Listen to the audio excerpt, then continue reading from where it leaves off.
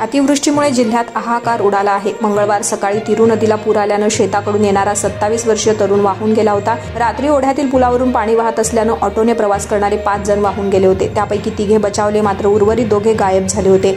वाहून गेलेल्या 3 मृतदेह तब्बल 40 तासांच्या शोधकार्यानंतर गुरुवारी दुपारी 12 वाजता सापडले। मृतदेह पाहून कुटुंबियांनी आक्रोश सुरू केला। लातूर जिल्ह्यात गेल्या 2 दिवसांपासून सतत मुसळधार पाऊस होता, यामुळे शेतपिकांची दाणादाण उडाली आहे। नदीकाठच्या शेतीस तलावाचं स्वरूप आलंय, तसेच जनजीवन विस्कळीत झालंय। यामुळे नागरिक हतबल झाले आहेत। पुराच्या पाण्यामुळे वाहून जाणाऱ्या प्रशासनाकडून आवश्यक ती मदत घेऊन वाचवण्याचा प्रयत्न करण्यात आलाय।